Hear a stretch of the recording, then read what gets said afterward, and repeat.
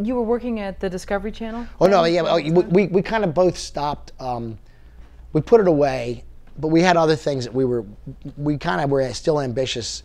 I learned, I was at Discovery Channel, so I got to learn about just programming and the realities of television programming and programming for a network. I mean, no, it wasn't fun and games like it was in community television when you could do anything you wanted, which is what Heavy Metal Parking Lot came out of. I mean, there was a lot more at stake and a lot more that went, a lot of just all sorts of factors to pleasing advertisers. Advertisers, marketing, just broadcast standards or cablecast standards, what have you. It was just a lot that, I learned over the 5-year period. And during that time is when I had ambitions to still be being a filmmaker and being a documentary maker and being interested in creating content for television. I mean, I really have always been a fan of television.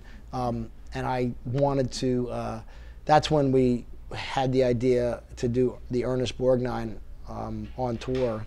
It was called Ernest Borgnine on Tour. It was going to be a TV show about Ernest Borgnine driving a bus. It was like a proto-reality show because it was reality.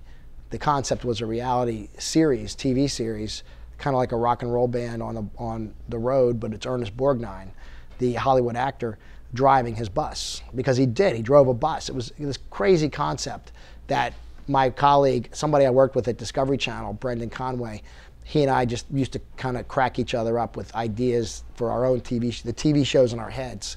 And this was one of them, Ernest Borgnine driving his bus, because it would be a mixture of like Charles Kuralt on the Sunday morning on the road. What was the show called? I think something like that. Yeah, it was that. Charles Kuralt,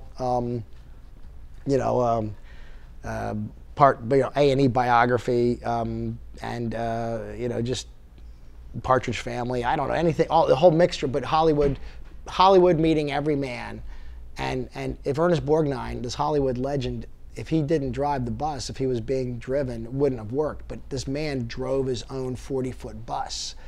It's like an RV, only it's a souped-up bus, and he drove it, and we thought that was the funniest thing and the coolest thing, and that was how we decided we wanted to pitch and develop a TV series that was part biography, part on the road meeting civilians and history, just kind of seeing America, and so that was how we created this. I think Brendan knew that from reading somewhere in the National Enquirer that he had a bus, or there was a news story, or he was on Regis and Kathy Lee or something talking about it. But that's how it all started. We ended up pitching the agent, kind of saying we were from Discovery Channel, even though we weren't authorized from Discovery, but we both worked there, so we weren't lying. It was true. We were basically, that helped us get in to be taken seriously.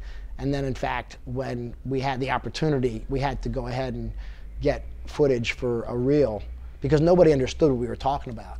It didn't make sense. Reality TV, it was 5 years before reality TV even became a term, in 1999 with the Osbournes on MTV. So we realized we had to get it off the page, because we did try to pitch it.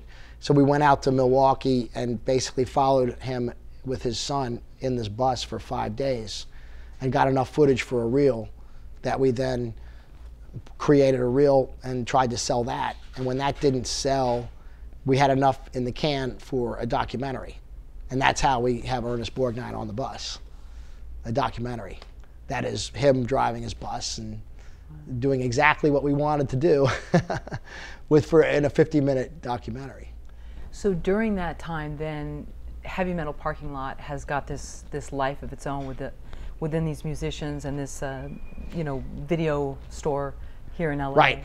And so unbeknownst to you, you're making this project, you're on the road. Well, no, we had known about it, because we got wind of the Heavy Metal Parking Lot got back in our frame of reference. It got out of mothballs, and we started thinking about it as a current title, or something that we had to work with, rather, that we needed to start exploiting. At the same time, I was doing was doing the Ernest Borgnine project. Ah, okay. And so that helped also get, I mean, by this point people know about heavy metal parking lot, so, or certain people in the entertainment world, and that just was a good entree to be able to use that. And then I'll say, oh, but I also have this Ernest Borgnine idea. And he was being rediscovered. We kind of lost our window with him because he went on and was he started a TV show on NBC called The Single Guy with Jonathan Silverman. NBC, primetime show. So he wasn't available to go running around the country anymore on the bus, which he did for months at a time. And so that's when we were trying to pitch the show, because we did want to make a TV series, but we adapted. We changed it because we had enough stuff in the can just to get a documentary. And he was great. He was always very supportive, Ernest Borgnine. He thought it was a hoot, and we were very, very grateful for that. And how long were you on the road with him? A week. A week, okay. That's just it. We were only there for not even. The fifth day we had to get back to Nebraska, get back from Nebraska to Wisconsin to fly, because the whole fly back home, and I was paying a crew rate, so I couldn't afford any more. The whole idea was just to get something in the can to sell the idea, and that's why we could only afford the 4 or 5 days to do this. But it was to get, like, nobody knew what we were talking about, and we needed to show the bus and show Ernie driving the bus, and show the father-son dynamic, and show us, trying to, chase after him and get him talking about his career and all of his movies and showbiz anecdotes, which people love, I love. And so the point, so I just said, let's just tape everything.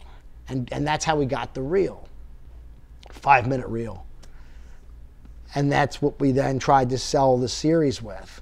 And we couldn't, but we instead sold the idea of a documentary, which was great, because I always knew it was possibly going to be, just a very expensive home movie starring Ernest Borgnine, if nothing else. But luckily, we were able to get it as a home video release, okay, on a label called Good Times.